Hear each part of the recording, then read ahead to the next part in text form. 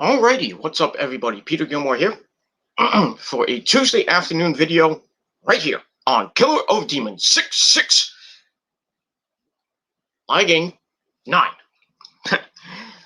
Thank you all for watching. Make sure you like the video, hit that subscribe button down below, and subscribe to my other channels, which are down below in the description box. Follow me on Facebook, follow me on Twitter and Instagram, and share this video all over the internet. But most importantly, tap that bell and turn on all my notifications so you never ever miss an upload. And that's it. All right. Apologize for the lagging. You know, same old fucking computer, but I'm trying to fix it, and no way I can really fix it. So it is what it is, and that's all I gotta say about that.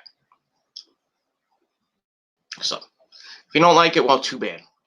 That's all I gotta say about that.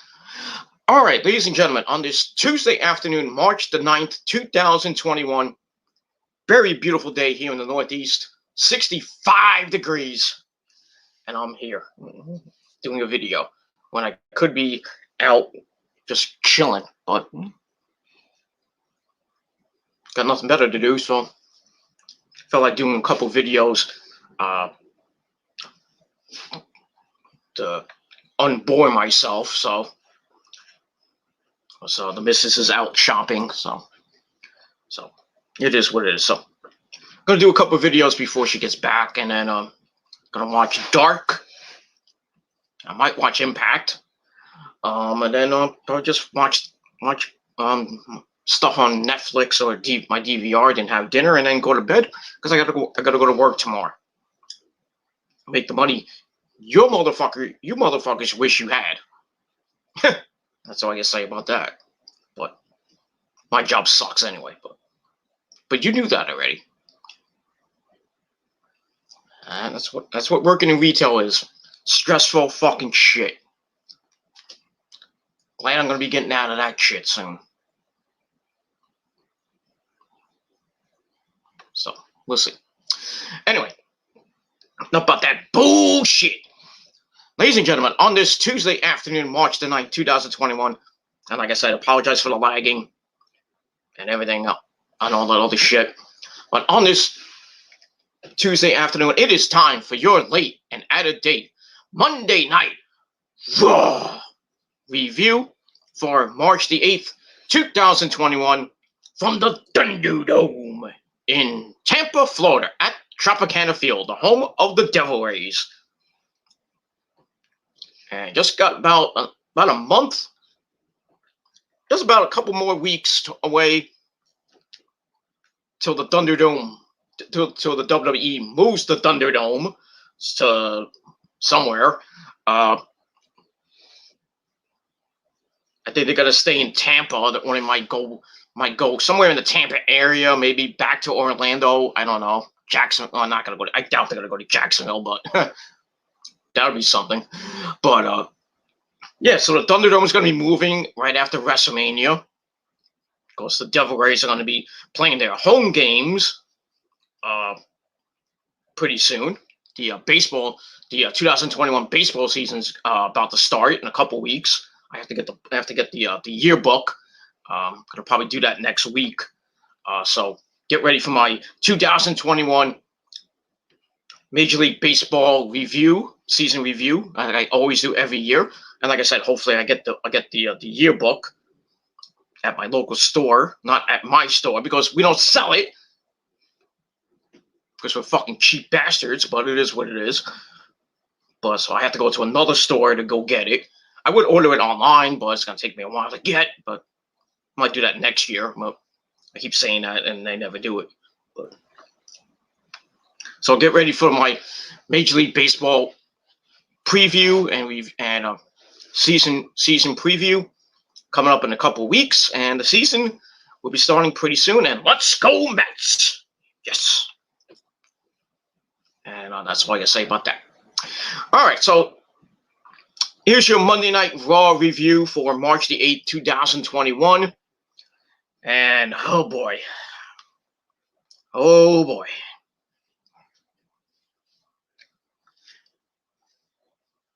You know, this company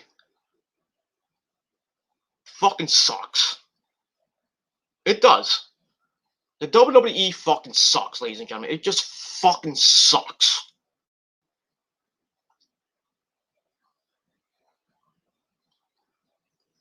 It fucking sucks. It makes me fucking embarrassed to be a wrestling fan. And I've been a wrestling fan since 1978.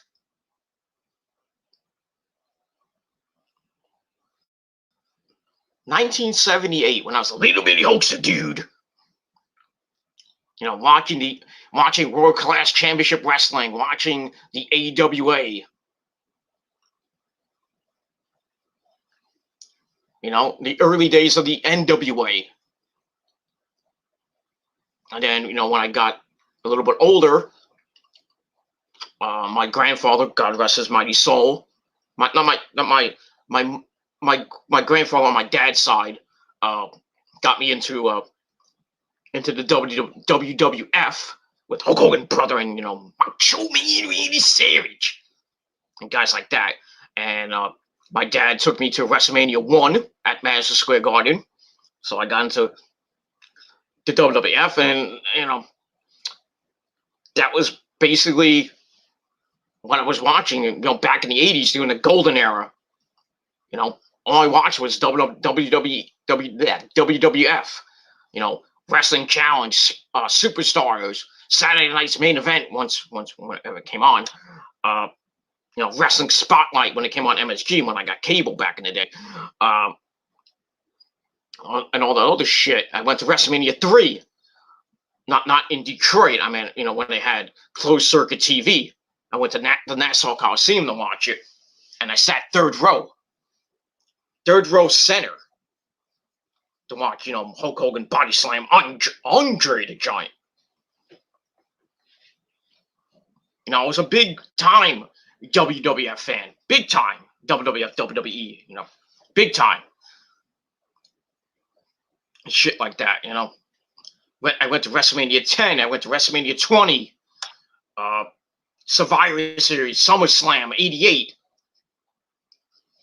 You know, when they had, you know, the Mega Powers versus the Mega Bucks.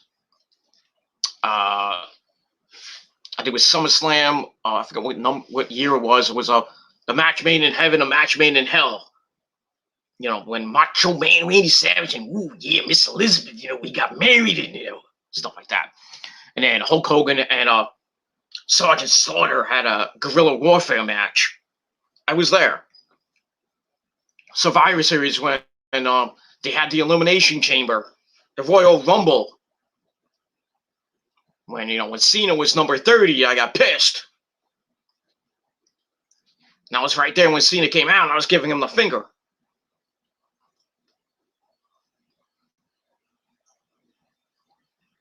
Blah blah blah blah blah blah blah blah. You know, but over the last few years, I've just gotten disgusted with this fucking company and the way they treat their talent. Good talent too.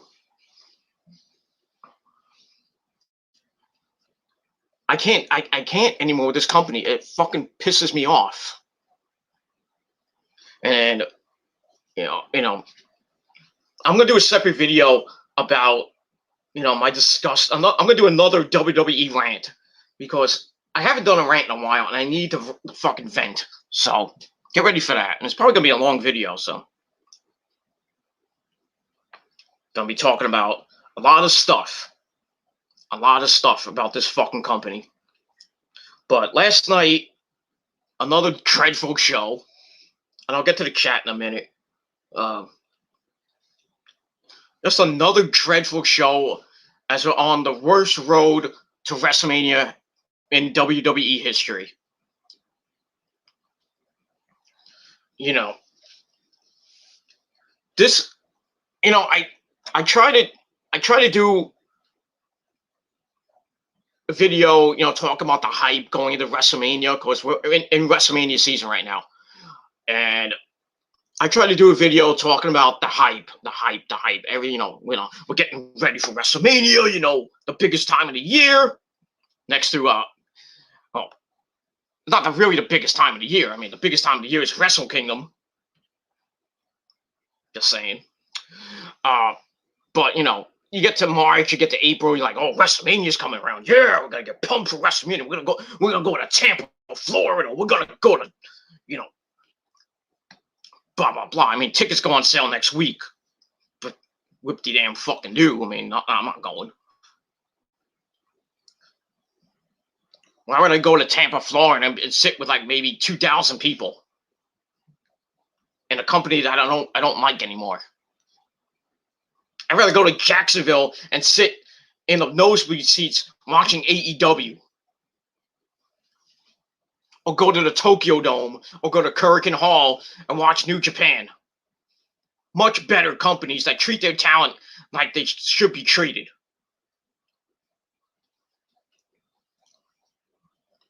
And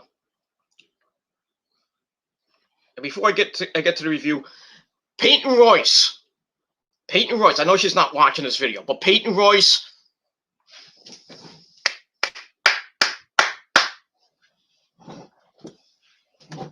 thank you. Thank you for making what my rant is going to be about. Thank you, Peyton Royce. Thank you so much. If you haven't seen what Peyton Royce said on Raw Talk,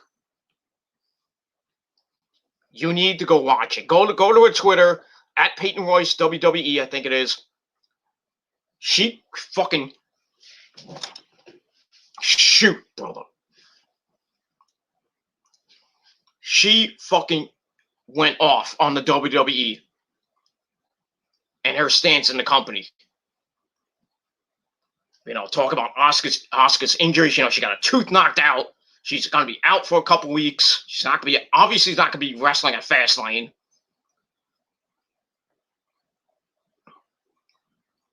I'll get to Charlotte in a little bit, but they're talking about Charlotte and Asuka at WrestleMania, and what's going to happen there.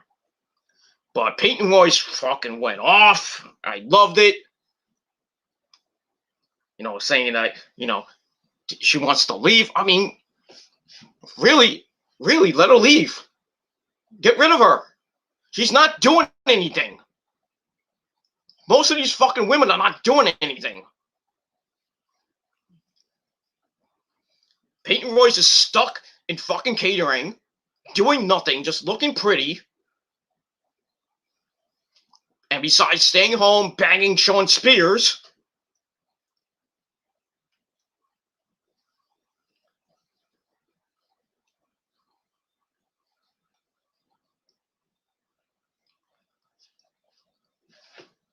Dana Brooke still stuck in catering again. Mandy Rose stuck in catering. It's fucking insane. Where's my thing going? Okay. It's fucking sad, and Peyton Royce needs to fucking leave. She needs to get released because she's going nowhere. And she's right. She should be facing Asuka. Shouldn't be fucking horseface Charlotte.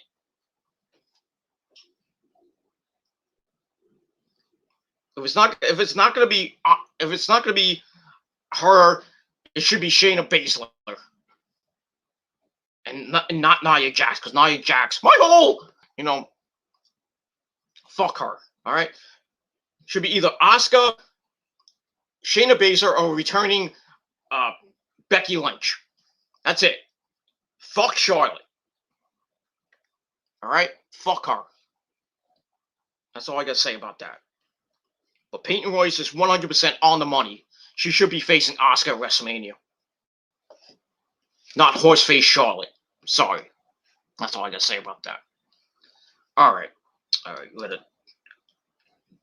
a dickhead in the chat. But it is what it is. Bye, Steve. Anyway. And how much rice can I eat in one sitting? Not much, but it is what it is. That's all I gotta say about that. All right, let's acknowledge the chat before I get into this review. But whatever. Sorry, I got stuff in my eye. I'm tired. I'm tired as fuck, but it is what it is. All right, got my good buddy from Mexico, Alejandro Claza. What's up, Alejandro? How you doing? He says, I'll keep saying Pritchard must quit. Every weekly show makes me sleep. Awful. Yeah. It every week puts me to sleep. Every Raw puts me to sleep. It's fucking horrible. And I heard they signed another guy, the creative, who I think was the writer for Ridiculousness. You know, that show with what's his name? I can't even think of his fucking name. You know, they have Chanel West Coast and Stilo, whatever his stupid name is, but you know, they have that show where they show a whole bunch of videos about people doing weird fucking shit. It's a good show, but I mean, you're gonna have a writer or somebody that worked for the show be part of creative? Really? Who hires these people? Vince? Hunter? Stephanie? Hi, Steph. You know, but who hires these people who have no fucking experience in wrestling? Why do they hire these people? That's why the show sucks. Bruce Pritchard has no fucking ideas. He has to recycle ideas from like the 1980s. You know? It's 2021, Bruce. Get with the program. God. That's why the show is tanking. And the show sucks. Garbage. And I'll get to that segment with Shane McMahon and Braun Strowman. Holy shit. What the fuck was that? I know it had a purpose, but I mean, the way it came off, that's why the show sucks. Anyway, even the world of marbles is better than watching Raw or SmackDown. Damn. That's sad. That's really sad. Marbles. I'd rather watch the World Series of Poker than watch Monday Night Raw. I'd rather watch fucking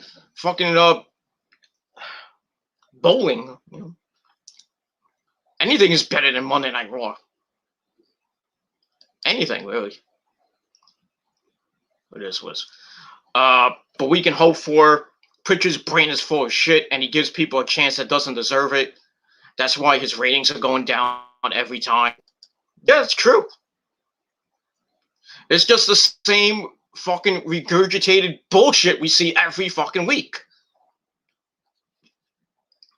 Why do you think Charlotte wants to face Asuka? Because we want to see the same fucking people with the title every fucking week.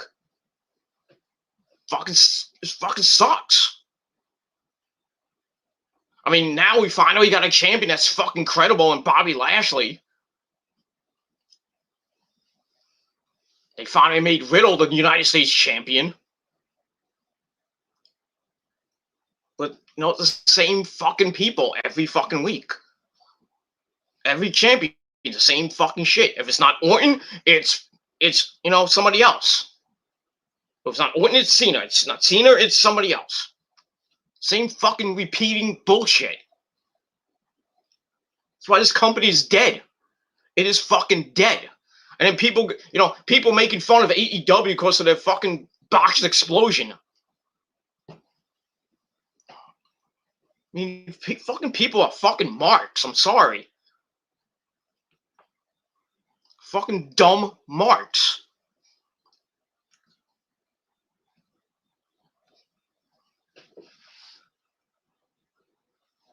It is fucking. It's fucking sad. I can't support a company that treats their talent like shit. I can't. And like I said, I'll do a separate video about my disgust, my continued disgust for this fucking company. But yeah, I agree with Alejandro. Bruce Pritchard needs to go. He really needs to go. and they need to hire somebody else. And dare I say Vince Russo. But even he can't save the WWE. Or Paul Heyman. Or Jim Cornette. Or anybody. Nobody can save this fucking company. Fuck it. Windsor Luke. Nice avatar. Guns and Roses. You know. What you gonna do, baby? I can't even sing. Welcome to the jungle, baby. You gonna die. Okay. That's enough of that. Windsor Luke says, oops, I clicked off the fucking thing. Bring Hulk, no, we didn't say Hulk Hogan. Bring Hulk Hogan, brother, Terminator 3.0. Hogan can't even save the company. Not even Hogan. Not even they even brought back the. Not if they brought back the Ultimate Warrior. You know, they brought back Macho Man Randy Savage. Ooh, yeah. Or Rowdy Piper, you know. Anybody from the fucking 80s. Or the 90s, you know, like Big Van Vader and, you know, Big John Studd and Andre the Giant, you know. The Junkyard Dog. You know. This company is fucking dead. And they treat their talent like garbage. Even their champions, they treat like garbage. Can I say Asuka?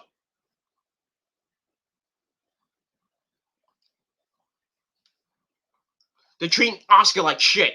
Her reign right now is garbage. She hardly defends the belt. That's how much they care about some of these belts.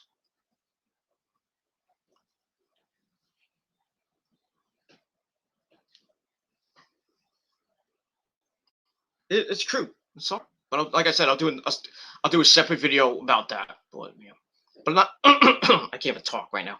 But even Hulk Hogan coming, Hogan coming back for like a special episode, he can't save the ratings. The ratings are garbage. And NXT's not even doing good either. And they're moving to Tuesday nights. Oh yeah, that's the big announcement tomorrow. Ooh, a groundbreaking announcement by William Regal. Well, one of them. The other one's probably, I don't know what the other one's going to be, but one of them is going to be NXT going to Tuesday nights starting in April. So goodbye Wednesday Night Wars. So NXT waved the white flag. I don't even have a white flag, but I'll wave this. It's a good tissue, whatever it is, but they waved the white flag. Hunter and company is like, that's it. We surrender. We're going to Tuesday nights. Try to do better. They're not going to do better. They'll beat Impact. That's the only thing they'll do. Because everybody's going to be watching fucking Dark. And the NW. Well, I don't know if the NWA is going to be back on Tuesday nights. I heard it's going to go on Thursday nights, but yeah. That's basically all. Hogan can't save the company. Nobody can save that fucking company. Not even if Cena returned. But Cena could go fuck himself. That's all I gotta say about that. We'll try to watch WWE, but now it's unwatchable. I really hope WWE doesn't sell over 5,000 tickets just so they wake the fuck up. They're not selling 5,000 tickets at WrestleMania. There's no way. I don't even think they're gonna get 5,000 people. So I think they said they were gonna get at least 1,500. 1,500 to 2,000 people. So no way they're getting 5,000. No way. Even with the restrictions now in Florida.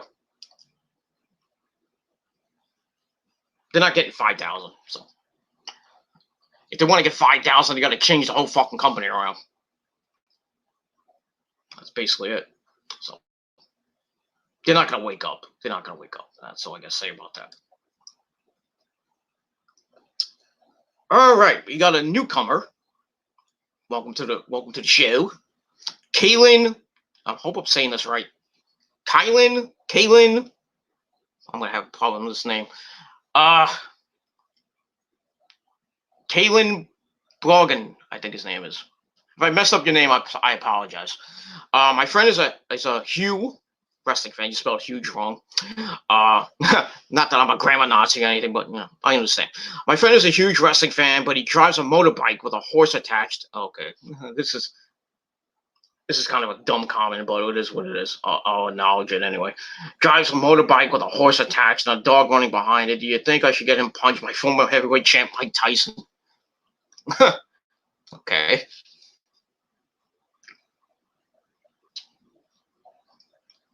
Maybe he should get punched by his dad, but it is what it is. That's all I gotta say about that. Alright, probably got a multi-troll here. Glenn Bryan is probably his brother. Probably, I think I know who this is. Probably that big fat schmuck from Leo Minster. Steve Cole, fucking prick. My brother Ook couldn't stay awake for Raw. Well, too bad for him. Who's that dickhead in the chat? Probably you. Such a weirdo. Yep. Nice try, Steve. That's all I gotta say about that. But go fuck yourself. You can go off yourself too. Well, it is what it is. That's all I gotta say. All right. Enough about the chat. Let me get this fucking thing off. All right. Chat room's still open if you wanna act like a dick. But that's all I can say about it. All right, let's get to Monday Night Raw. I wasted 25 minutes of your precious time. Wasted 25 minutes. All right, so like I said, Monday Night Raw was kind of corny last night. Just fucking horrible. Let me get rid of these. I'll keep them. All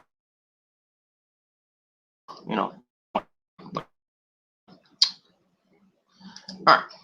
So Monday Night Raw was kind of corny last night. Just fucking horrible.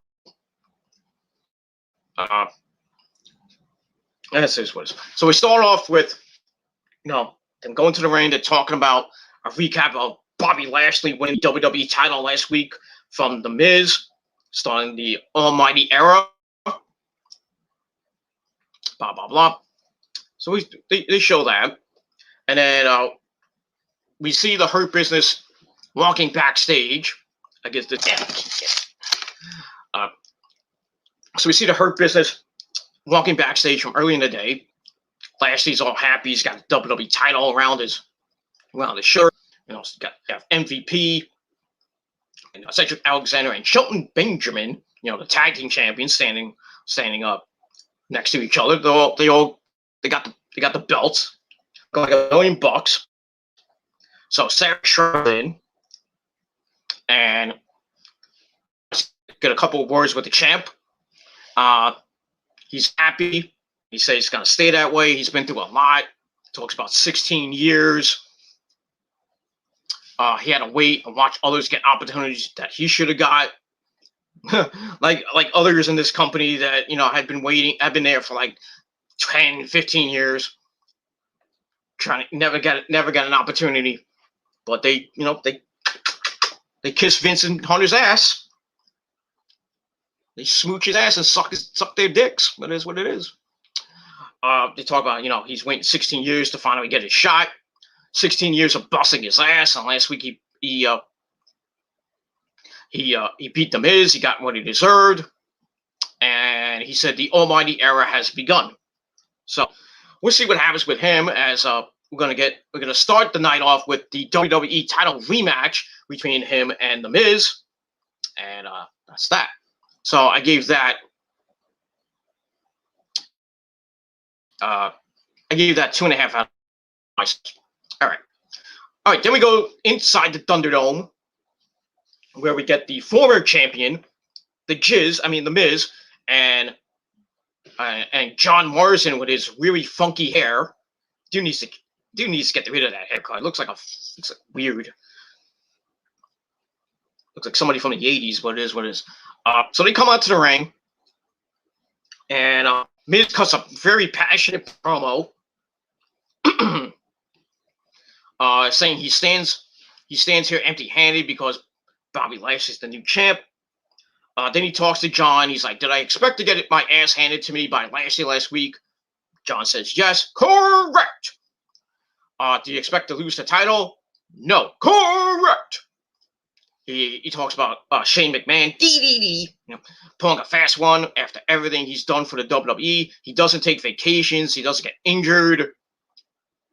He does autograph signings, basically kissing Vince McMahon's ass, blah, blah, blah. So when he says his body's not feeling well, everyone should believe him, right? But nobody, we, the WWE Universe, didn't. We sit on our couches, and he's a professional athlete. This is what happens to them sometimes. Yeah, that's true. He said he had stomach cramps. He still went out and defended the title. He said the bell rang. He got counted out. He lost. Kind of cheap.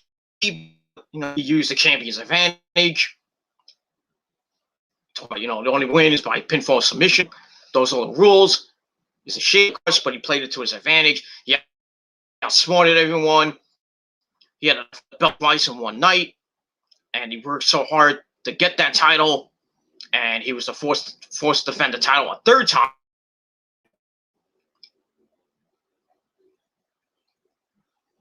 Okay, so basically, he's pissed and he looks like he's about to cry. There's no crying in wrestling. Anyway, Miz says he's going to get the title back. So basically, former champion promo saying, I'm going to get the belt back. I've done everything for this fucking company, blah, blah, blah, blah, blah, blah, blah, blah. So we'll see what happens with that. And that's that. So I gave Miz's promo 2.5 out of 5 stars. All right, then we get to the match, and Lashley comes out with everything. I thought like the Undertaker was coming out with the Golden Lightning or something like that. Out has a new Titantron and a lot of pyro that will make Tony Khan cringe. But Tony, you fucked up, Tony. You fucked up. But Tony Khan's allowed to fuck up every once in a while, But yeah, the ending of Revolution fucking sucked. And no wonder Kenny Omega was pissed. And he built the so it is what it is, and that's that. All right, and match was about. Starts off with them circling each other.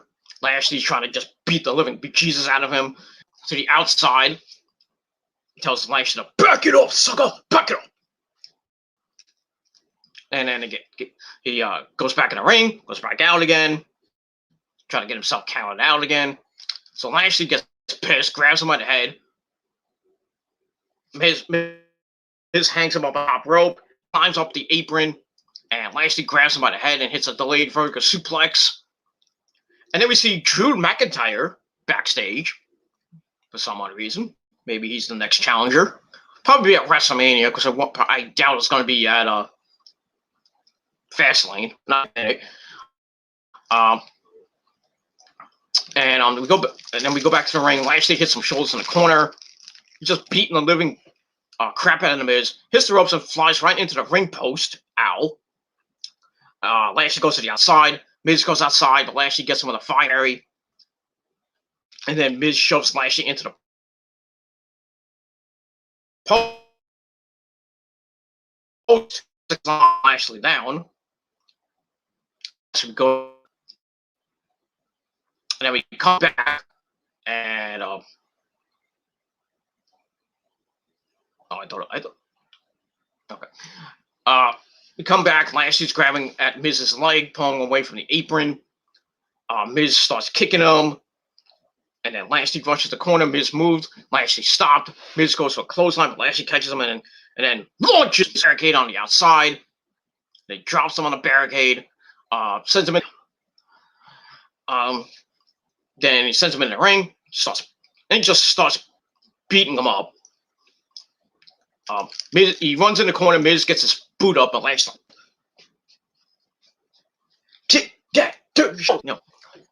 And then he picks up the Miz, press slams him, but Miz lands on his feet. Hits a back elbow, then another one to the head, holds the ropes. Lashley falls to the outside. Miz hits the ropes, looks to dive, and Lashley dodged it. Miz almost fell on his ass. Puts him on his shoulders and sends Miz into the ring post ribs first. Then Lashley comes in, hits a flatliner. Then he starts mounting and punching and ground and pounding him. Sends Miz into ropes, hits a big-time spine buster on the Miz, picks him up, locks in the hurt, and Miz taps out like a drunk bitch. And that's all I gotta say about that. And that's all I gotta say about that. So it is what it is. So match was I gave it 2.25 and that's pretty much all I gotta say about that. And you, sir, can go suck my big, fat, giant, super dick and go to hell. Pitbull, go fuck yourself. Steven.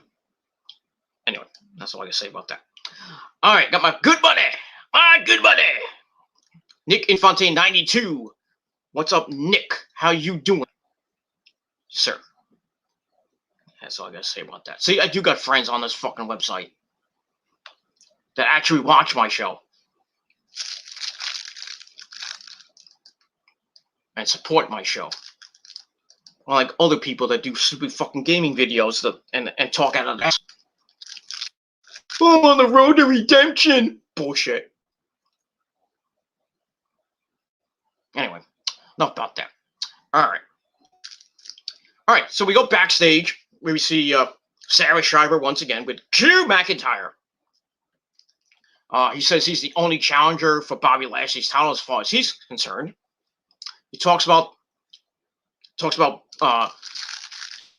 defending the title in the Chamber, winning the Chamber match, beat Brock Lesnar last year at WrestleMania. He's like, where is Bobby's heart? Where's his passion?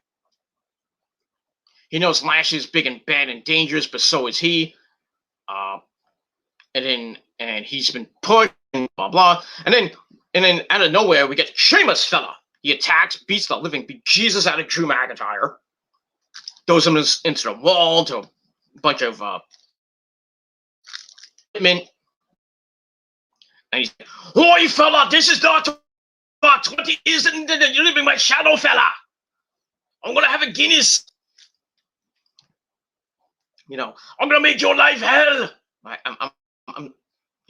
I don't do a Scottish accent. I'm sorry.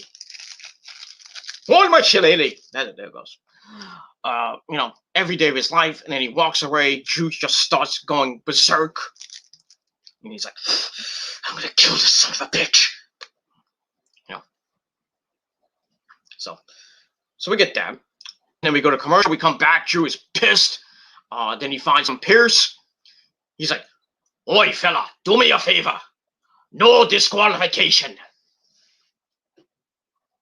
So we're gonna get a no disqualification match between Drew and Sheamus, and it's gonna be one hell of a fight, fella. If we saw them, I think it was last week, they had a pretty good match. So this week, last night, oh boy, they beat. I'll get to that match in a minute. They beat the shit out of each other. Probably the only good thing about Raw last night. The only good thing about Raw last night was Sheamus and Drew McIntyre. That was it. Basically it.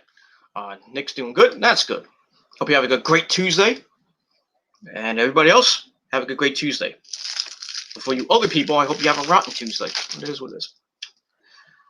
All right. Blah, blah, blah. So we're going to see Sheamus and Drew McIntyre in a no disqualification match coming up in a little bit. So I gave that little segment 2.25 out of 5 stars. All right, then we go to the ring where we hear the music of Braun Strowman. Comes out. Well, he's back. He doesn't come to the ring. I'm sorry. Before he goes to the ring later. Blah, blah, blah. He's backstage, and then we see the world's biggest idiot, R-Truth, come up to him, saying that I need to get a lot of stuff off my chest. So he has a big piece of paper and probably not anything on it. He wrote a letter to Braun. Bunny has got the dark side and joined the Monsters. Yeah. The only way he can get his baby back is with his own Monstar. And as Raw's Monstar among men, he needs his help. But before that, he needs to apologize. He must have been watching Space Jam 2. Or Space Jam 1, I don't know. What the fuck is with R-Truth, man? Can they just release him? So boring. Fucking stupid fuck, man. God.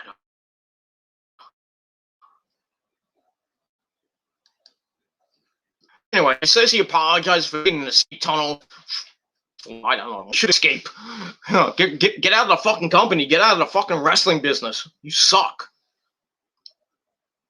So, apologize for digging in an escape tunnel, for ruining Swaggo's wedding. I didn't even know he was at the wedding. But for stealing his dentist goldfish and releasing it into the ocean. He says he's going to the ring to demand an apology from Shane McMahon right now. Then Truth tries to do his best Men in Black impersonation and tried to neuralize Braun's memory. He's like, "You're a figment of my imagination," or he said, "fragment of my imagination."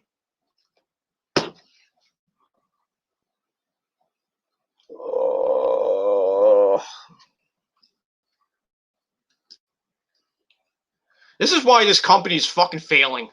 Stupidity. Where's my fucking book? Oh, I threw it out. I don't even have a book of doom to do it. Alright, I got something better. It is what it is.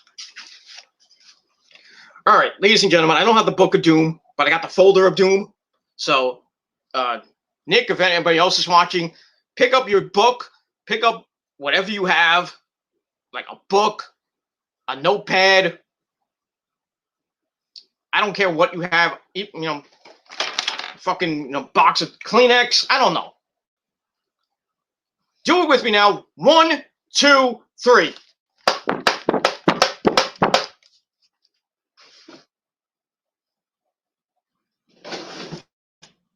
This fucking company is fucking stupid. And R-Truth's the biggest fucking idiot in the world.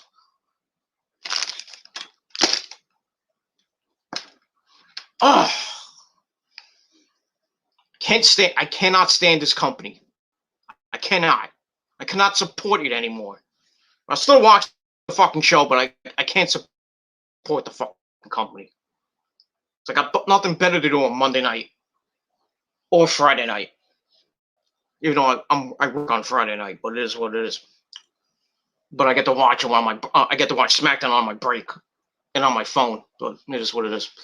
Anyway, so Braun cuts that crappy promo with R-Truth. Then he goes to the ring and starts talking about ailments. I don't even know if he brought up his blood infection. I think he had a blood infection, which is really scary. Anyway, he brings up the Chamber. Then he brings up Adam Pearce. What happened last week when Shane came out and booked him and Adam Pearce in a tag team title match against Cedric Alexander and Shelton Benjamin. Basically, Braun beat the crap out of them. Hits the running power slam right near the corner, and then Shane gets on the apron. He's like, tag Adam Pearce, you're gonna win the tag titles. And then Adam Pearce he gets tagged in, and he's like, okay. And then he tries to pin Shelton Benjamin. He gets rolled up like a taco, and Shelton Benjamin and Cedric Alexander retain the belts, and then Braun is pissed. And he's like, I'm gonna wreck this company. That's that. So basically saying, Shane's getting a big laugh out of it, and talks about Shane's snide remark about Braun's reading level. I think he said a textbook is better than your reading level or something like that. He thinks Shane is laughing at him. But he's like, let's be real. You know that if he wanted to, he could snap Shane's neck like a twig. So he's not asking, he's demanding an apology. So on cue, Shane McMahon comes out. Comes out dancing. I'm dancing, Dad. I'm dancing. Stop it.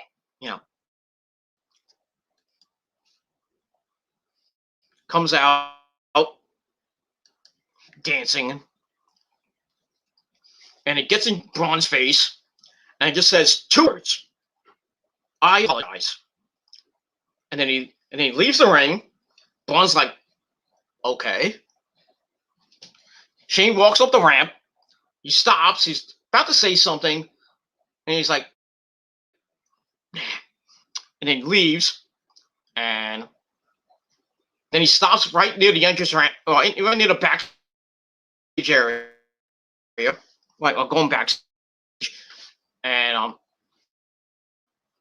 again, he looks at Braun. Braun's like, hey, say it, fool.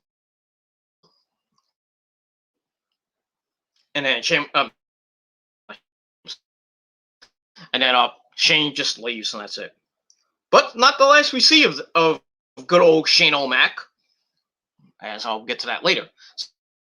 So I gave that 2 out of 5 stars, and that's that. And we move off. By the way, I gave Braun and R-Truth segment a dud. A big fat zero. Because R-Truth's a piece of garbage. And that's all I say about that. Anyway. Alright, then we get to match number 2. Sheamus fella taking on Drew McIntyre in a no disqualification match. Match of the night. They beat the living bejesus out of each other. Sheamus comes out first, and then Drew McIntyre beats the crap out of him. And they start wailing on each other throughout the entire match. Both their bodies, they use kendo sticks, they use chairs, and then they go to the outside. Sheamus sends Drew into the ring post head first. Then he picks up Drew and chokeslams him onto the announce table. And as always, it did not break because it's a Japanese announce table. So we go to commercial, we come back. Sheamus locks in the Irish cloverleaf while kneeing Drew in the back. Ow. Then he breaks the hold. Sheamus hits the ropes, and then Drew hits a spine buster for a near fall. Then he goes up top, hits a double axe handle for another near fall. Goes for a kick, but the lovely ladies talk to me here. But Sheamus hits a surprise white noise for a near fall. Leaves the ring, then Drew hits him in the throat. Grabs the chair and hits Sheamus in the back. Oh, because we can't get good old fashioned headshots anymore. Then he puts the chair down. And he hits the Future Shock DDT on the chair. Ow. Goes in for a near fall. So that's going to be it. Drew gets in the corner. He's about to hit the Claymore. Goes for the Claymore, but Sheamus throws the chair at Drew right in the face. Huh. And I thought we didn't get chair shots in the face, but, throws it right in his face. Then he hits a knee strike for a near fall. Then he grabs the chair, hits Drew in the back, sets up the chair in the corner, in between the turnbuckle. Tries to throw Drew into the chair, but Drew reverses. Sheamus goes head first into the chair. And then he hits the Claymore, but Sheamus rolled out of the ring. Drew rolls out. Then he goes in to stop the count. And then he goes back out again. Sheamus hits a brogue kick. Then he grabs the ring steps. Drew grabs the other set of ring steps, and they run at each other, and they clash. And then Drew gets sent over the barricade. Sheamus just falls down, and then the referee's like, Sheamus, can you continue? Talk to me, Sheamus. Can you continue? He's going over to Drew to see if he can continue. And then he looks at Drew, and then he looks at Sheamus again, and then he calls off the match because Sheamus can't continue because it looked like Sheamus got a concussion. And he's like, come out here, I need some medical assistance. So the match ends in a no contest. But what a fight. A big time fight. I gave it 4 out of 5 stars. Yeah, I'm overrating it. I don't give 2 fucks. Okay? You know, but stupid. I mean, stupid it ends in a contest, but I mean, really. That's all I gotta say about that. Big time fight, match of the night. These 2 guys beat the crap out of each other. I mean, if you follow them on Twitter or Instagram, you've seen the pictures. And like I said, if there's any lag, I don't give 2 shits. That's all I gotta say about that. Suck my dick, man. That's all I said. Anyway, so match was great, and said 4 out of 5 stars, and that's that. So I know that that's that. Then we see referees and medical personnel coming out to check both men, and look to be basically winded and out of it. And like I said, I don't know if I don't know if Sheamus got a concussion, because when he hit Drew, his head was right in the middle of the step, and when they hit, his head went boing, and then he fell down, and the steps fell on his head. So he had to have at least a concussion, because he looked out of it. So then Drew tries to get up. He's like convulsing and everything, looking like he has a seizure or something. But somehow, I guess he got to his feet. Shane tries swinging at the air, scaring Jamie Noble.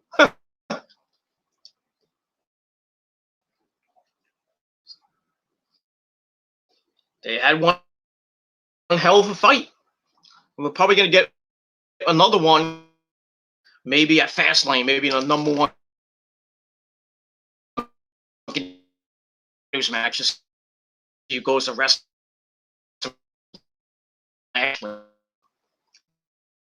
But we'll see what happens with that. And that's it. So like I said, 4 out of 5 stars for that. Great stuff. Great stuff.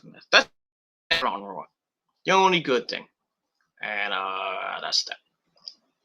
All right, after that, we return to Monday Night Raw. And we get a recap of the saga between Randy Orton and Alexa Bliss, and what happened last week, or over the last couple of weeks with him and Alexa Bliss. You know, him puking up black blood, fake black ink blood. I don't know what it was, oil. I don't know. And him talking to himself last week. Well, it was Randy, basically. I mean, Bray Wyatt talking like Randy. But, you know, like a stand-in, but it is what it is. So we're going to get this later. Well, maybe we'll see what happens with that. So I gave that 2 out of 5 stars. All right, we go backstage. And we get a new interviewer, because Charlie Caruso wasn't there last night. Because she was in my bedroom. Gave her the business last night. She couldn't walk last night. That's what happens. That's what happens when Charlie Caruso's not on TV. She's in my bedroom. Next to Asuka. That's why Asuka's out of action. Not that I knocked her tooth out. I knocked her ass out of commission. I love it. I love it. I love it. See? I get more pussy than you, motherfucker. That's all I gotta say about that. So we get a new interviewer named Kevin Patrick. Fucking, who the fuck is this guy? Right? He does the interview with our good buddy AJ Styles and good old Omis, the big black diesel. not Shaq, but the other Diesel. And I'm like, who the hell is this guy? And looked like it's his first day on the job. I think it was. Because he just like, oh, AJ, you're phenomenal and all. Can I get a word with you? I want to talk, blah, blah, blah. I mean, this guy, he has a UK accent, and he was on Raw Talk last night.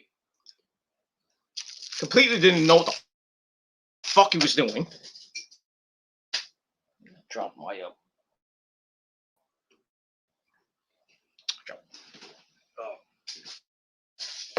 got my candy cane. So anyway, he talks to AJ and Owen. AJ wants to talk about Randy Orton. And starts talking about the Fiend. Talking about how Orton burned him at TLC.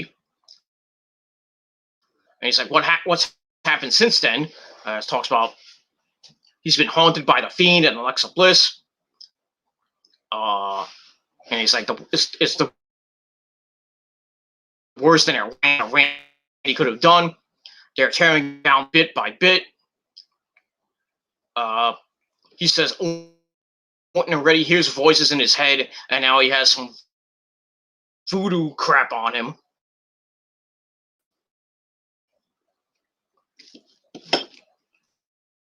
So that's what almost said. He's like, oh, we got some voodoo. Yeah, all he had to do was bring up freaking Papa Shango. Remember when Papa Shango did his voodoo on the Ultimate Warrior, made him puke back in the 80s, like in the early 90s?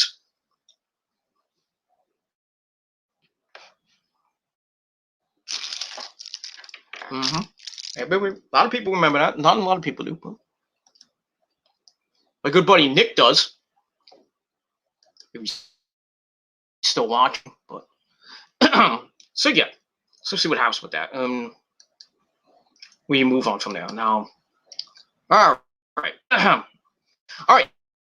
After 2.25 out of 5 stars. Then we get to match number 3. Shelton Benjamin of the Hurt Business with Cedric Alexander at ringside takes on Xavier Woods of the New Day.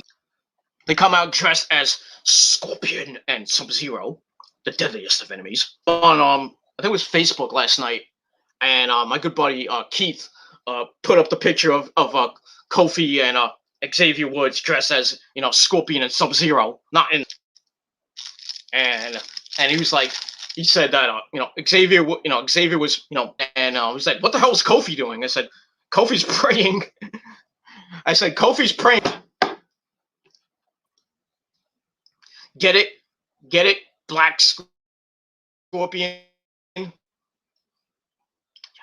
I'm a pretty funny guy. I'm a funny fucking guy. Nick's still watching, thank you.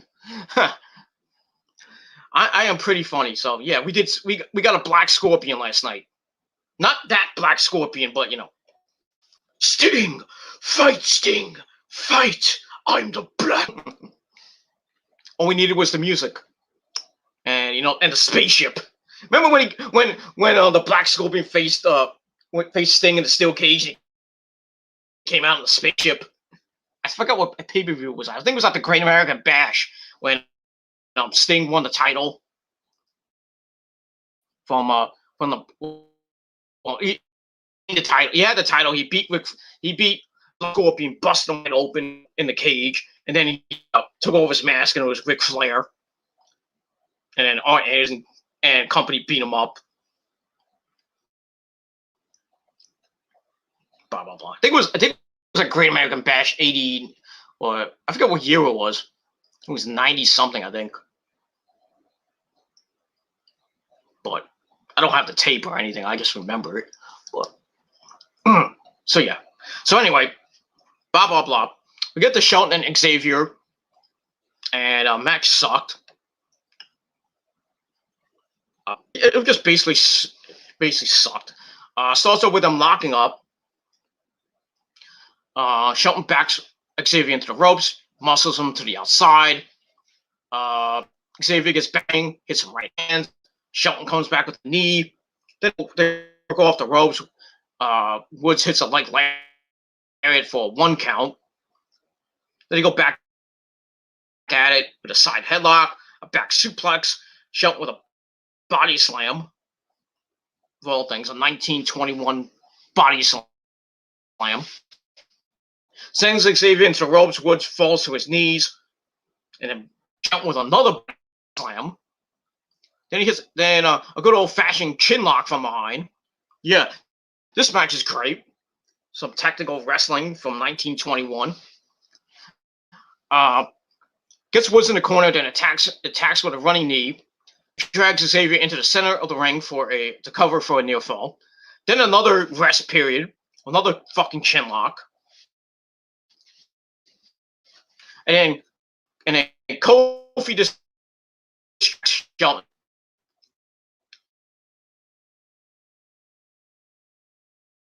$25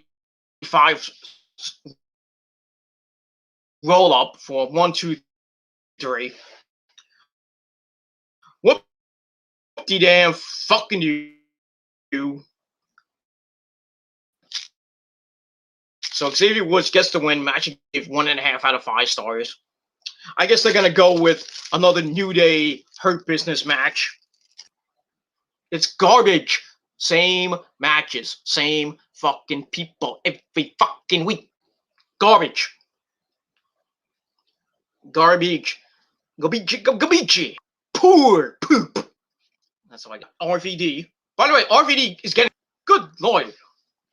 Banging that hot piece of ass. Boobs are fake and her ass is fake. I mean, but he gets to have sex with her. Good for RVD. Good for him. Twitter.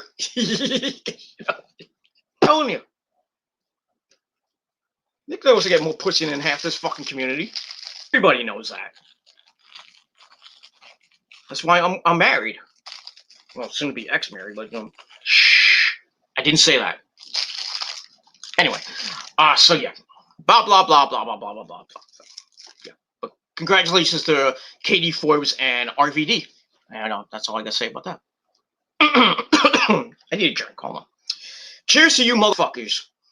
And yes, it is Pepsi and Jack. I'm gonna get fucking drunk later. But I gotta get more soda. I gotta go out later. Anyway, got my good buddy Mount Goody, the good buddy Mount Goody in the chat. What's up? What's up, man? How you doing? Says, hey bro, I fell asleep majority on Raw, but I only woke up on key parts. Sheamus versus Drew, Braun Strowman, and Shane McMahon, Randy Orton. Yeah, Raw was a hit and miss for me. Yeah, it was.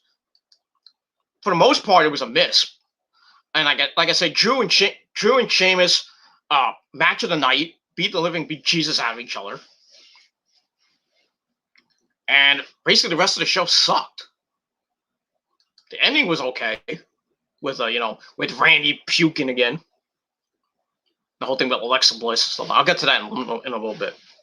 That's why I'm going to talk about why I'm scared for WrestleMania. Yeah, I'm going to do it after this video. I'm going to do a big time rant about this fucking company and how they treat their stars like Peyton Royce and Asuka and Mustafa Ali and others, and just how bad the hype to WrestleMania is right now. There is no hype. Nothing. Every freaking year. Right after the Royal Rumble, we're getting ready for WrestleMania season, right? I mean, we're getting ready for WrestleMania. And after, the Raw and SmackDown after the Royal Rumble, usually pretty decent. And then we go to the next pay-per-view, whether it be Fastlane, whether it be Elimination Chamber, and no hype. Garbage. They barely hyped those pay-per-views.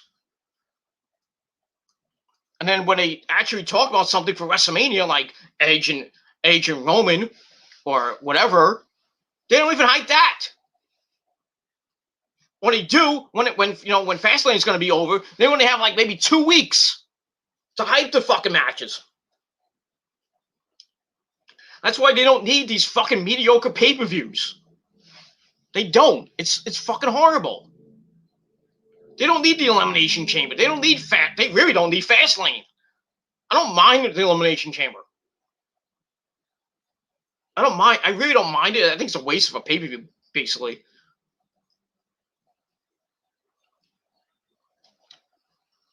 But Fastlane needs to go. Fastlane really needs to go.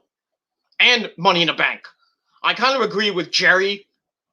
I think Jerry did a video about Money in the Bank, and then my good buddy Jason Ruin, the Shield of Ballycastle, or whatever his name is these days.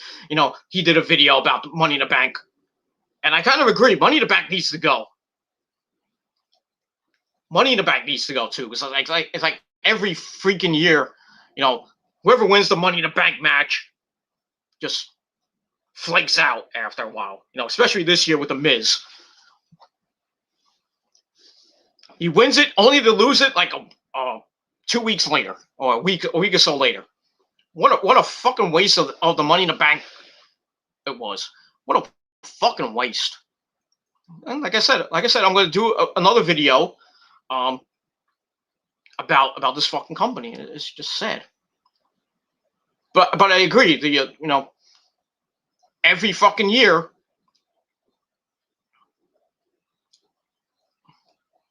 Every fucking year, there's no hype for WrestleMania. There is none. That's why I can't watch WrestleMania anymore. And I love WrestleMania. Not as much as Wrestle Kingdom, but, or Final Battle, but, But, yeah.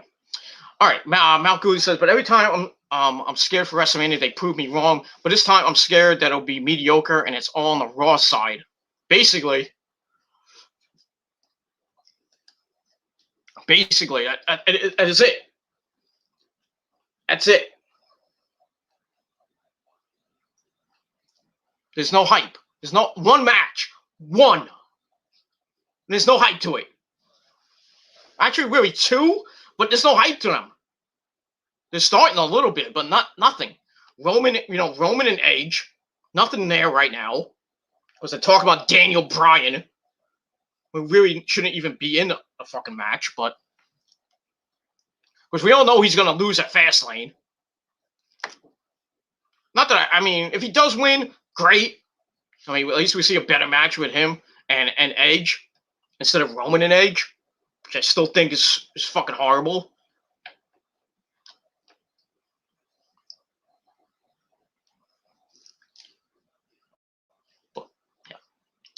But yeah, there's no hype. There's no fucking hype. There probably won't be hype coming out of Fastlane. That's that. All right, got my good buddy Chase25 in the chat. What's up, Chase? How you doing?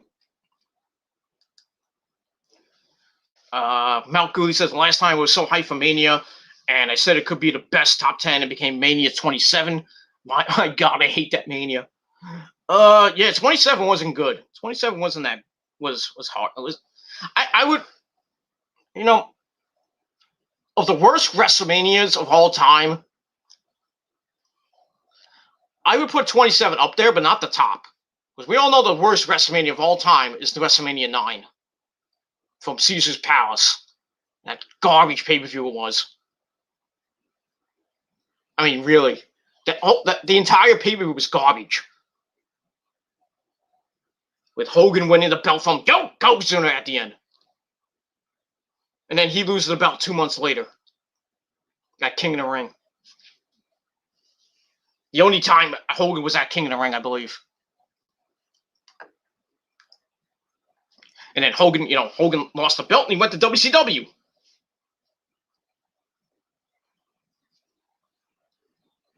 But yeah, WrestleMania 9, worst WrestleMania of all time. Then 11. And then 27. I always think 27, yeah. Probably in the top 3. 9, 11, and 27. I think. Last year was okay. Not great, but okay. That's that.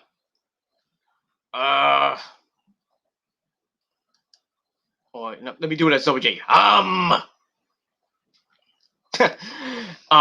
Money in the Bank, the last time it was great was with Jon Moxley. Be honest with you, Mount Cooley, I think and Chase said, where was it? Here it is. And I agree with Chase here. Money in the Bank is better being at WrestleMania. I agree. I really agree. I don't know why they took it out of WrestleMania. Because when they introduced it at WrestleMania, I was all hyped for it. You know, with Shelton Benjamin doing all those crazy fucking things off the ladder, all the spots they did at WrestleMania. It was just a fucking.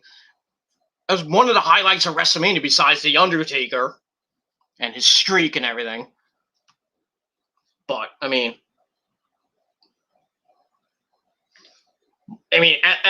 as a fucking pay-per-view itself, it sucks. And the last good one was 2011, when CM Punk won the belt, and then he left on the back at SummerSlam. We all remember that one. That was the last good Money in the Bank in my eyes. That's that.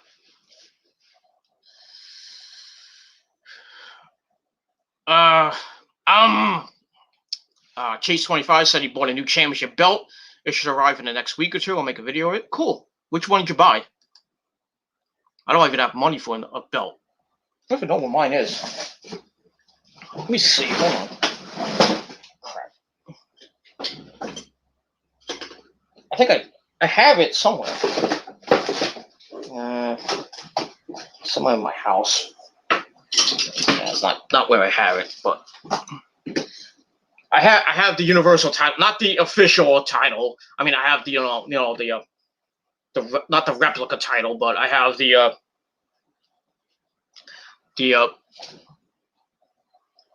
one you get at like a Target, or the $125 one. No, the kid not the little shit version that's like somebody made in a at home or anything like that. But I have the $125 one, but I don't know where it is right now. But the last thing I actually bought of WWE was this fucking mic that I don't even think works anymore. I don't know if it works anymore. Let me see. Let me see if it works.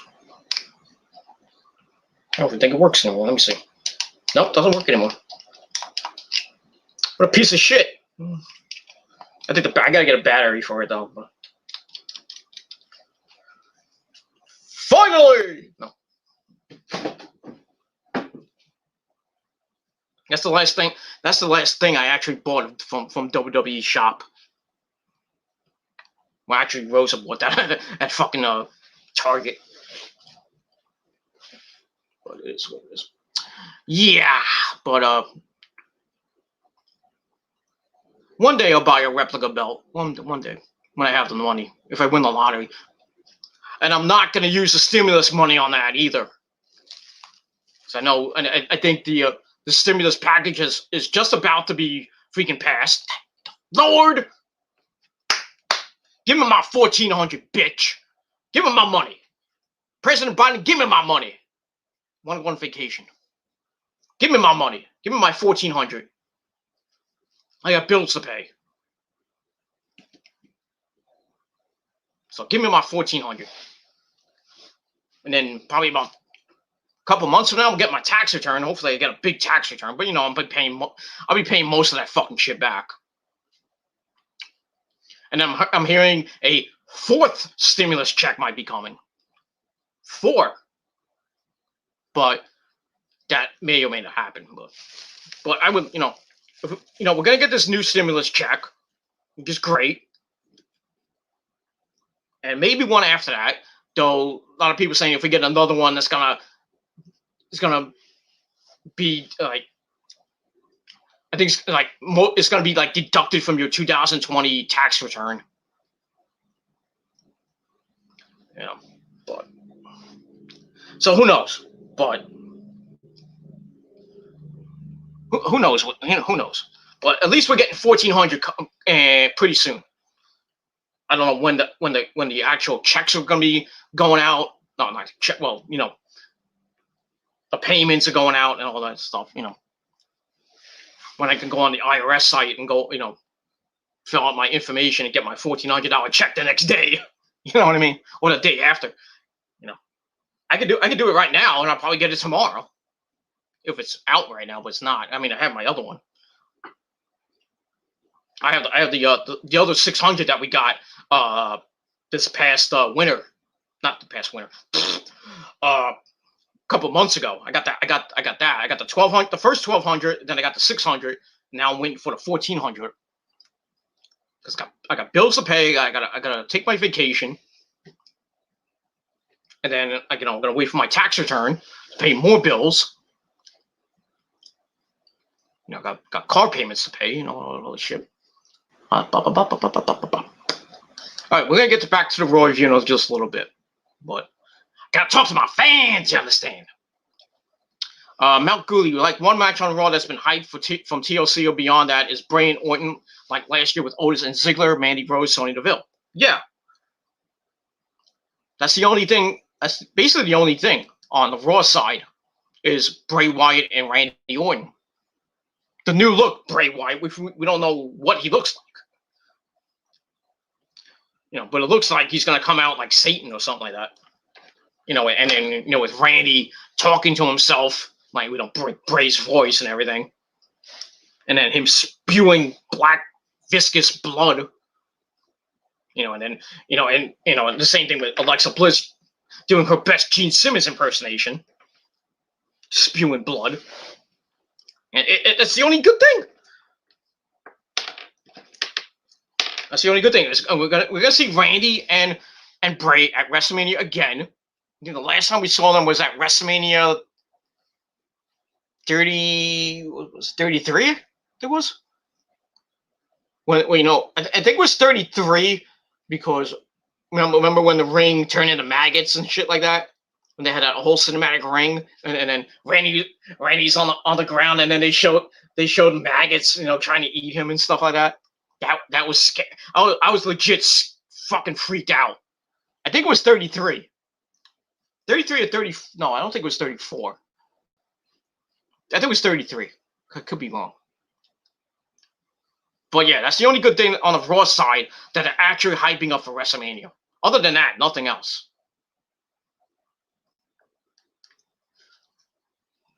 Other than that, nothing else. That's it. Not even SmackDown's doing anything either. Except for Sasha and Bianca. That's it. And that match, if that match doesn't deliver, I'm going to be really upset. Anyway. Funny, never saw WrestleMania 11? Oh boy. Not to diss you or anything, but you need to see it. Don't even, you can watch 11, but, you're going to hate it. Good mic work said it was bad, like was it Lawrence Taylor versus Bam Bam Bigelow for the main event? Yeah, that was, I think that was it. I'm pretty sure. And that match wasn't even that good. And God rest Bam Bam Bigelow's mighty soul, but, the entire event was garbage. I don't even remember any of the matches besides that one. I really don't. If you want, I'll do it. So I got time.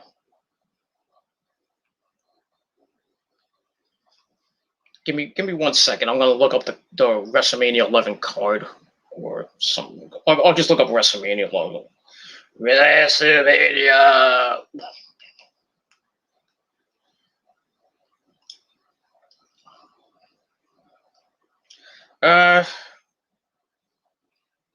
It's at the Hartford Civic Center. So, okay, blah, blah, blah. Yeah, it was Lawrence Taylor and Bam Bam Bigelow in the main event. And,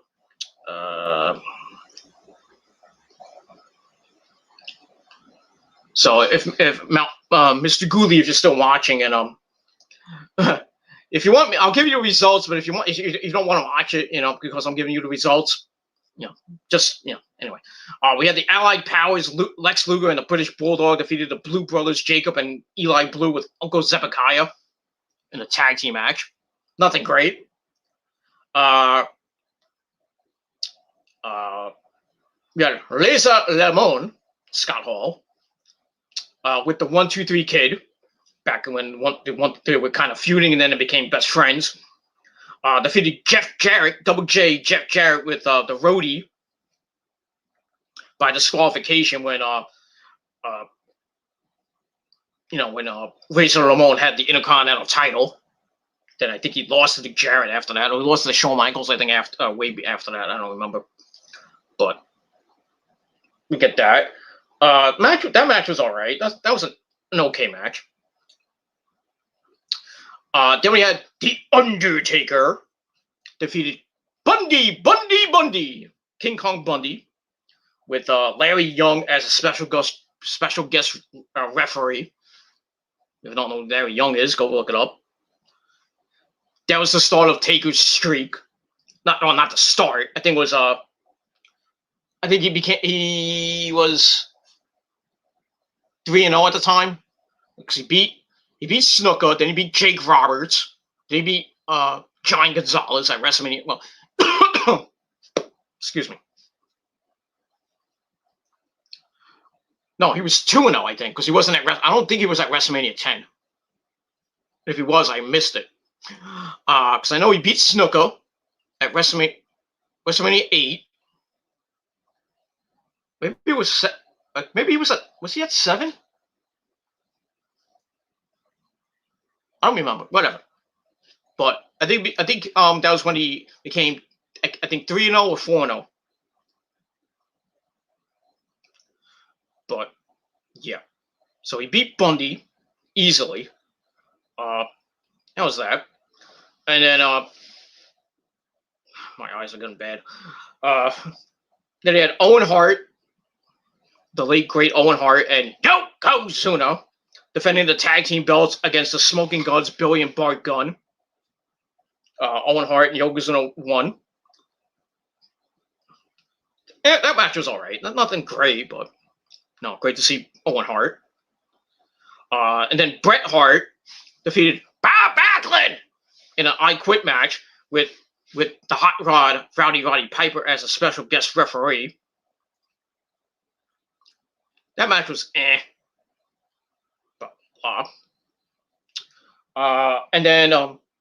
then Diesel with Pamela Anderson. Yeah, that Pamela Anderson. Defeated Shawn Michaels with Psycho Sid and Jenny McCarthy for the WWF Championship when Diesel had the belt. So, and that match wasn't even that good. But just the only good thing about it was seeing Pamela Anderson and Jenny McCarthy in their prime. That was it. That was it. Nothing eventful. Just seeing Jenny McCarthy and Pamela Anderson's hot asses and big titties, and that's it.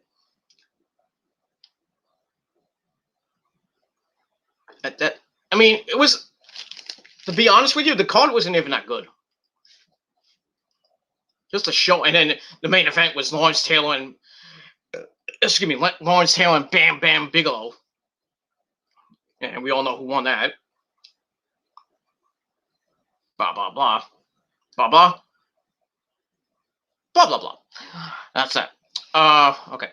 I'm only using the money on the PS5, but if I do have enough money left over, I'm getting the Eagle Design belt from '97 or the original ECW World Heavyweight title. Okay. You know, good for you. I would get the thing is, I would get the PS5, but I'm gonna wait. I'm gonna wait till it goes down in price. Because I don't want to get it now, and plus most stores don't even have it, and it's astronomical prices, and you have to go get it. Plus, I don't even know if my local GameStop's even open anymore around my way. I don't even know if it's open at the mall, and I haven't gone to the mall in years. I mean, eventually I will go to the mall just to see if they have it. But I'd rather wait maybe till I'll probably get it by my birthday. On Christmas Eve. Probably get it for I'll try. I'll see if I can. If I don't get it by my birthday, I'll probably get it sometime next year. Maybe when I get maybe If I get enough money for my birthday, I might put down a payment for the PS5 and then just keep the PS4 in the house. I might just get rid of some. I might get rid of the PS3. I don't know. I want to keep the PS2. I really want. I'm trying to get rid of the PS1. Not that anybody wants to get the PS1 if I sell it on eBay or I sell it on any other website. But that's basically it. I want to keep the PS2 because I want to play Final Fantasy IX, one of the greatest games of all time, next to 7.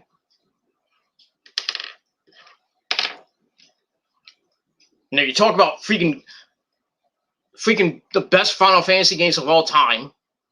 The top 3. This is my top 3 Final Fantasy games. 7, sorry. 7, 9, and 4. Best Final Fantasy games of all time. 10 was okay. The first couple were decent. When they redid them. The Final Fantasy 7 remake is good. The thing is, the second part is going to be on the PS5, which makes no sense.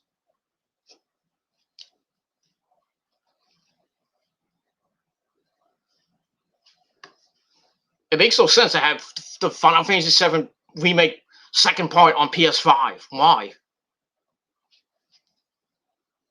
I mean, they're going to have Resident Evil 8 Village on PS5 and PS4 when it comes out in June.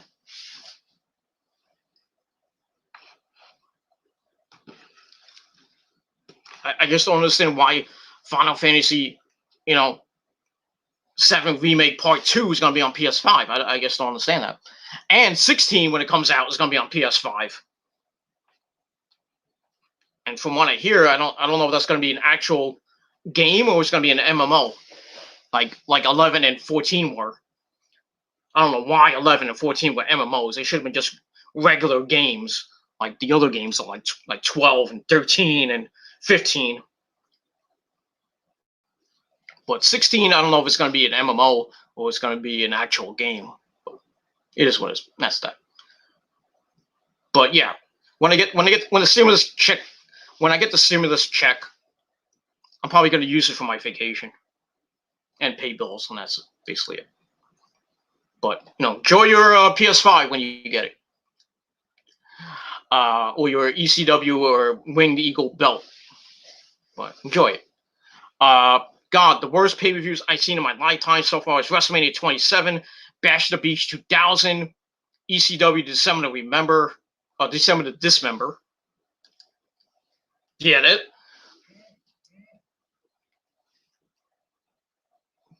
Jerry and WJ signed a contract. Well, that's for someone else. Yeah. So,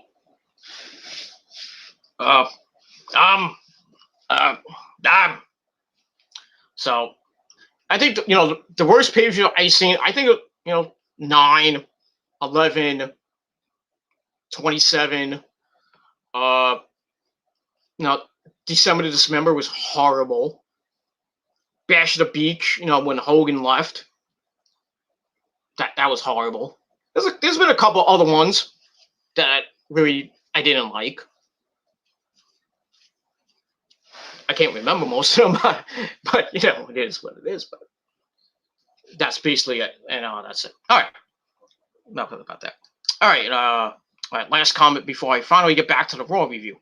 The way this card is, it doesn't sound that bad. Oh, the WrestleMania 11 card, I think you're talking about, right? It wasn't a bad card. It wasn't bad, just the way it came off. Just felt like a regular house show. But it is what it is. All right. We talked long enough, and it's time to get back to the Raw review. All right, so we had Shelton Benjamin lose to Xavier Woods by a fruit roll-up at home about, and like I said, I gave that a 1.5 out of 5 stars. All right, then we see everybody's favorite meathead next to RVD, Matt Riddle, on his scooter. And he's like, I don't know, bro, where did I park this, bro? he's like, if I leave at ringside, Ali's gonna break it. What am I gonna do? And then Kofi and Xavier come through the gorilla position. And he's like, bro, are we down for some Call of Duty Zombies later? Okay. At least we know Riddle's a gamer. And he's like, he wants some French toast. He wants to invite Reginald. I'm like, what the fuck is he talking about? And then his music hits. And he's like, dude, can you watch my scooter? And then I'm like, he gives it to Kofi, doing fucking tricks with scooter.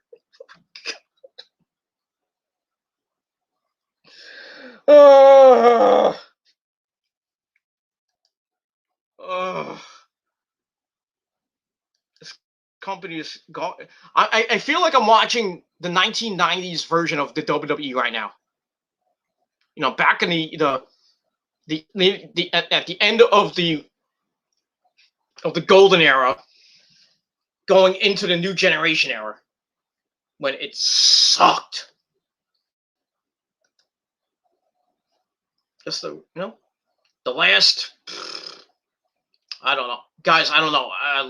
Give me a number. Last 5, 8 years, maybe 10 years, 10, 11 years. This company has gone to shit.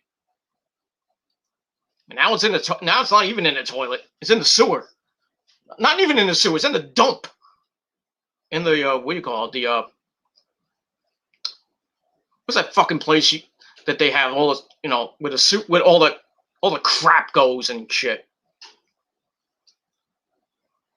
Not the sewer. I mean, the sewage dump, whatever they call it. I don't know what it's called, but that's where the WWE is right now. In the garbage. And Vince doesn't care. Vince doesn't give two shits. But you have these fucking WWE moments like, oh, this is the greatest match ever. This pay-per-view was 10 out of 10. AEW's crap. They can't even do a exploding bomb match right. This company sucks.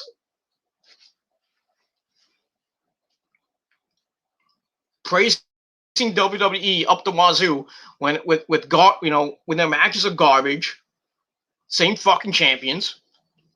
But they'll praise WWE up the wazoo when they'll kiss Vince McMahon's ass and lick his balls.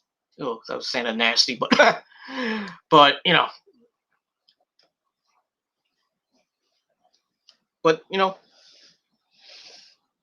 way it is, it sucks. Nick Infante says WWF in 1995 was shit. Even before then was shit. 93, 90 from like 91 to 95, it sucked. And then, 96 was okay. And then, the Attitude Era started in late 96, 97. When they were actually, good. And that's that. All right, so we had Kofi, Riddle with his scooter. Blah, blah.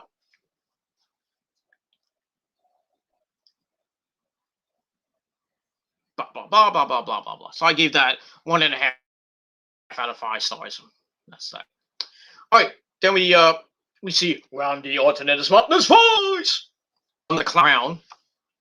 He wonders if there's something funny. I was talking about age. I think I missed it. I put my notes in the wrong order as I usually do. When AJ was talking about the whole thing with Bray Wyatt and making fun of Randy Orton. Orton comes out and he's like, something funny there, AJ. And he challenged AJ to a match, and AJ accepts. So we're going to see AJ versus Orton. It should be a good match. And that's that. And that's that. All right. Then we get the match number 4, Slapjack. Shane Thorne taking on Matt with Ali at ringside. I mean, couldn't get freaking the rest of Retribution to come out. Where were they? Was T-Bar and Mace and Mia Yim hearing? Or was Mia Yim probably banging Keith Lee? I don't know. or banging, or all them banging Mia Yim. I don't know. I don't know what they were doing. But just Adam Cole, baby, hit Mia Yim first. Absolutely. And then it was Prince Nana. But I digress. So Riddle and Slapjack didn't give two fucks. Matt Riddle wins the match. Hits Slapjack with the Bro Derek. He gets the win. Match he gave 1.5 out of 5 stars. And that's that. So looks like he's going to be facing Matt Riddle for the United States title next week on Raw. Nobody gives two shits because we all know the outcome of that match. That's that. All right, then we go backstage where Shane McMahon's on his phone, probably talking to his daddy or talking to Hunter. Adam Pearce comes in, wonders if there's something else Shane wants to say. Shane says he's going to the ring because he has something to say. Blah, blah, blah. So that was that.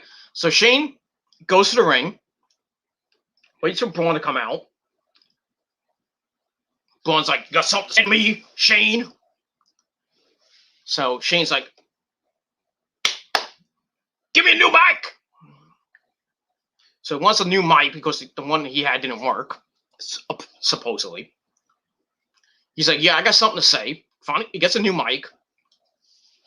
Says, I want to get something off my chest. And all the while, he leaves the ring, does the same thing he did before, backs up the ramp, and he finally says something. He's like, I want to say this face to face. I've done a lot of self-introspection. He's like, I had fun last week. That's what I do. I have fun. And he tells Braun he should have some fun. He's like, is it at others' expense? Sure, that's okay. As long as it benefits himself. There are plenty of people that do this. Braun isn't one, though. Mm-hmm. So Shane's telling Braun to relax. He has one thing to get done. But he's like, I don't know if I can talk about this. It's kind of sensitive. So Braun's like, why are we here? I'm like, yeah, why are we here? Why is this segment happening? Filler. So Shane wants to get something done. Needs to come to an understanding with Braun. He's like, one thing, and then he starts walking down the ramp. He's like, nah, I'm gonna go back. He's like, I would never come out and make you look stupid. I would never do that. He says stupid is an abhorrent word, nice SAT word for you stupid people at home. He said one thing Braun has that Shane is that Braun is upset. Braun is not a puppet. He says, and Shane says he doesn't want Braun to feel stupid. Shane would never say the word. Yeah, you just said he's stupid, dumbass. You're disgusting and cruel. Never would he make Braun feel like that. There are a few other words that people may know, like falling out of a stupid tree, hit every branch on the way down, or someone just straight up calling him stupid, but that's not him. He's not going to say anything. And then Shane says, some could compare Braun to a dinosaur, big man, little brain, but he would never specifically call Braun stupid, would he? Then he's like, Braun.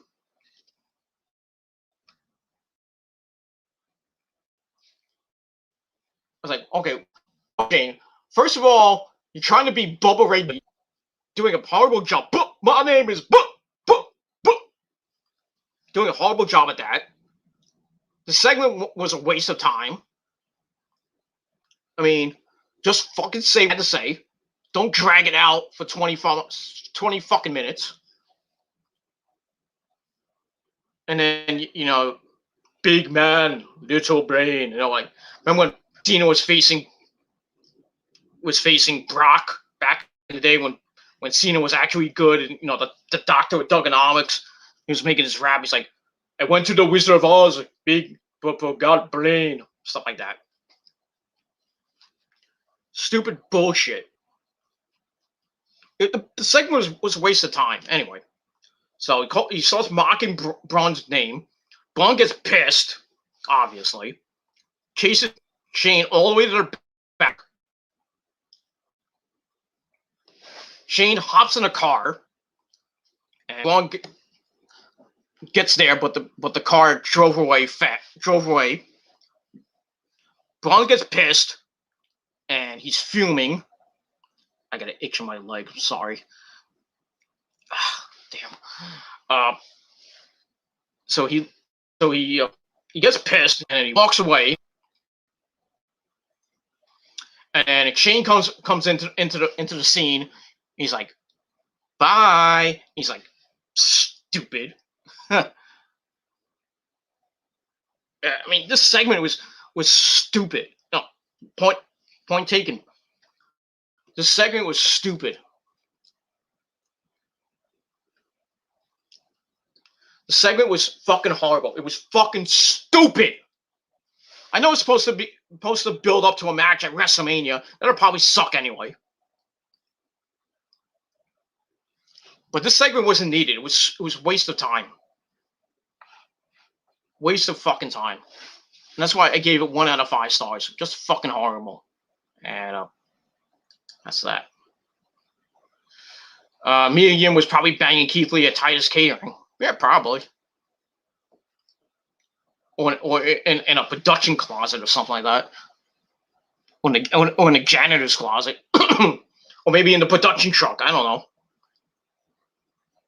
Maybe in the bowels of Tropicana Field. Who knows? But the other people that are banging lately. Who knows? Who knows? Who cares? That's all I got to say about that. So, anyway. So, yeah. Blah, blah, blah. Blah, blah, blah, blah, blah. All right. We're getting close to 2 hours with this thing, and I want to get this done because the mid's not home. All right. We'll get to match number 5 for the WWE Women's Tag Team titles. We got Lana and Naomi taking on Nia Jax and Shayna Baszler. Nia and Shayna come out with Reggie.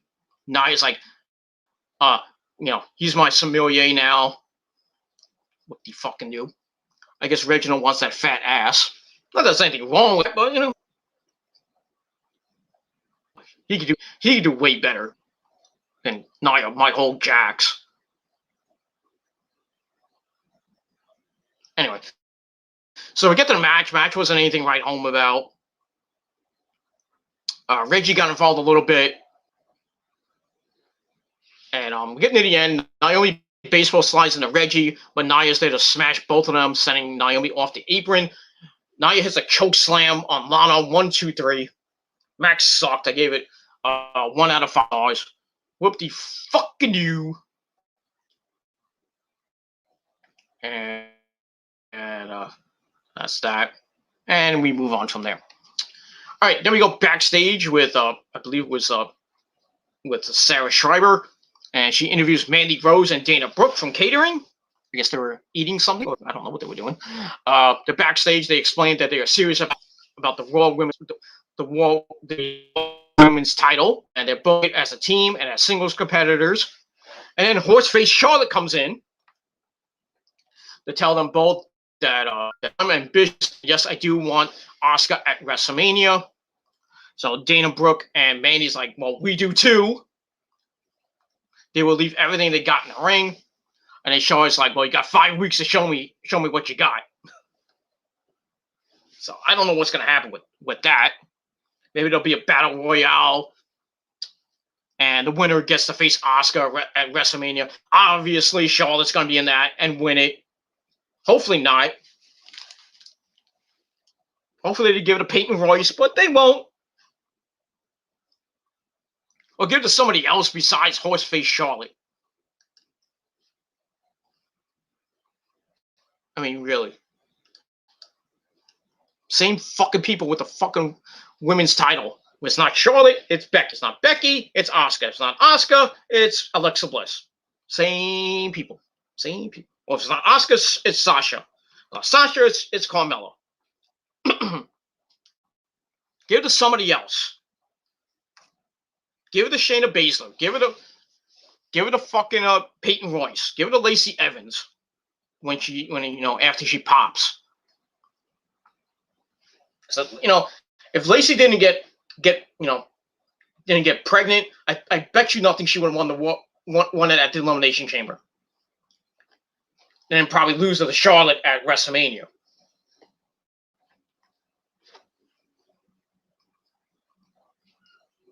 But it is what it is, and that's that. Blah, blah, blah, blah, blah, blah, blah, blah. All right, after that, so I give that 2 out of 5 stars, and we move on. All right, then we go back. We're still backstage. AJ says Randy is crazy in the head. Says Randy shouldn't be focused on him. He should be focused on the Fiend. And that's that. So give that 2 out of 5 stars. Then we see another recap of the WWE title match at the top of the show. Not that we needed it, but they had to fill some time. All right, then we get to the main event: AJ versus Randy Orton. It was an okay match. They were fighting on the outside. Randy's getting in Owen's face. Owen just stands there, like, "What are you gonna do, white man?" I will beat your ass. Treat you like a slave. But anyway, we get to the end, and AJ has the calf crusher, and Orton escapes, grabs AJ by the head, hits the Demon DDT. Then he hears his voices in his head, and looking for the Gilmore cutter. No, not the RKO. It's the Gilmore cutter. But almost pulls AJ out of the ring.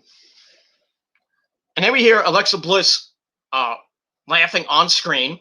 And she's in her pentagram with her little box. Jack in a box. I thought it was. At first, I thought it was like. I looked at it. I was like, wait a minute. Is that the box from the Hellraiser movies? Pinhead's gonna come out.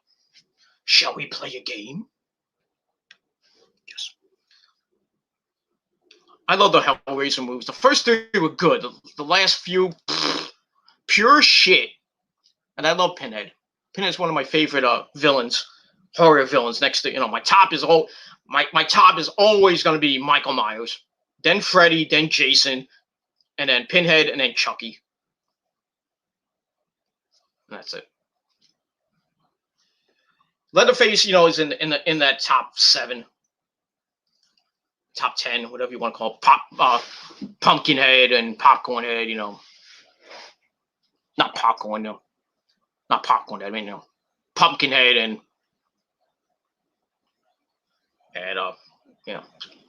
stuff like that, But my top horror villains are, Michael Myers, Freddy, Jason, Pinhead, Chucky, Leatherface, Pumpkinhead, and that's basically it. There's no, and maybe Jigsaw. Top 8. That's my top 8. I don't have enough. If I had a top 10, I couldn't think of any other ones. But that's it. All right, so Alexa's playing with her box. He takes the box and lines up the Jack in the Box, and then she stops. She's like, "Not yet."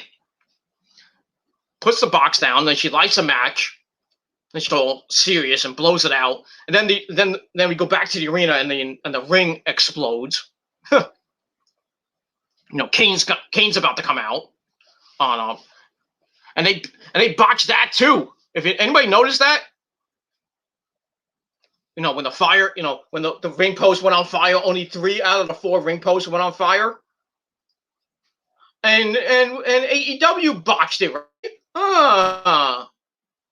Hypocrites, aren't you? Aren't you, WWE marks? You're a bunch of hypocrites because they botched it too.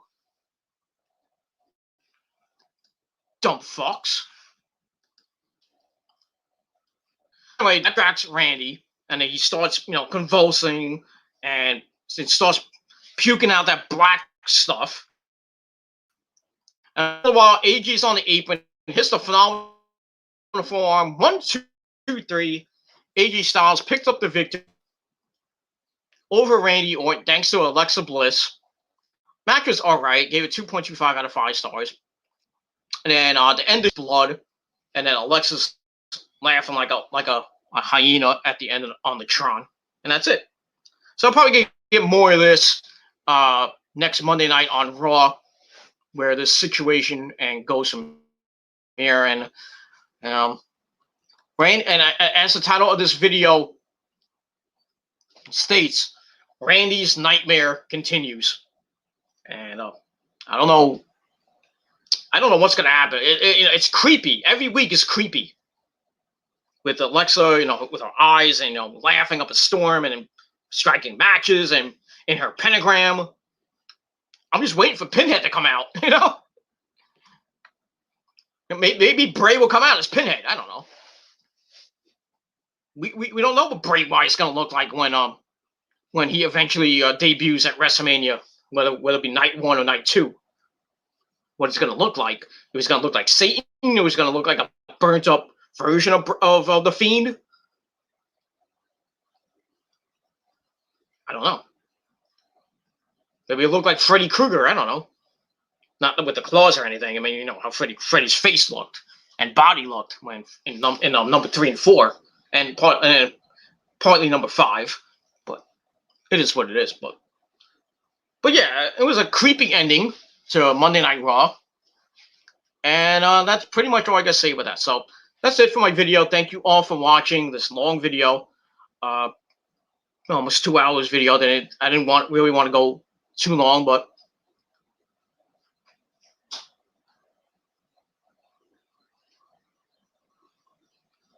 it is what it is. And that's really all I gotta say about that. So my final rating for Raw, it sucked. I gave it a Bret Hart 4 out of 10. But let me know what you guys thought of the show in a comment or a video reply down below, or whatever you want. Do your own video if you want. That's all I gotta say about that. So like I said, 4 out of 10 stars for Monday Night Raw.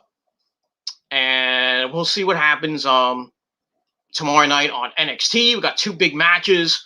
We got Io Shirai taking on Toni Storm for the NXT Women's title. Hopefully Io wins, but it looks like I think Io's reign will probably end tomorrow, which sucks. Then we got for the NXT World title, we got Finn Balor taking on Adam Cole, baby. And we'll see what happens with that. Hopefully they give it to Adam Cole, but I think Finn Balor's going to win thanks to a returning Kyle O'Reilly. But we'll see. But if Adam Cole does win, he'll probably lose to that takeover to Kyle O'Reilly when he comes back, during WrestleMania weekend. And I think takeover will be that Friday night, the Friday before WrestleMania. They'll have the Friday night. They'll have NXT Takeover Tampa. Then they'll have WrestleMania Night 1, and then WrestleMania Night 2. So that whole weekend is going to be big, from August 9th, 10th, and 11th. That's what I think the WWE is going to be doing. Plus, you got the Hall of Fame, so I don't know what's going to happen if they do if maybe Takeover will be the week before. I don't know, but or they do the Hall of Fame on the Thursday night, before WrestleMania. But who knows? Who cares about the Hall of Fame? And that's all I can say about that. But yeah. All right, everybody. Thank you all for watching. I'm gonna edit this video. I'm gonna try to get the rant video up after this, and because I know the missus is coming home in a little bit, so she's been out for the last 2 hours shopping, because that's what she does. Buys a whole bunch of shit, wastes my money, and that's basically all I gotta say about that. So thank you all for watching this video. Leave a comment, rate the video, smash that like button to death, subscribe to my channels, hit me up on Facebook, Twitter, and Instagram, and don't forget to smash that bell, turn on all my notifications so you never, ever miss an upload. And that's pretty much all I gotta say about that. And all you haters can go suck my big, ginormous, fat super dick.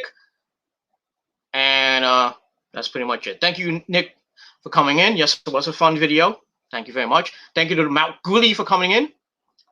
And thank you to Chase for coming in for a little bit.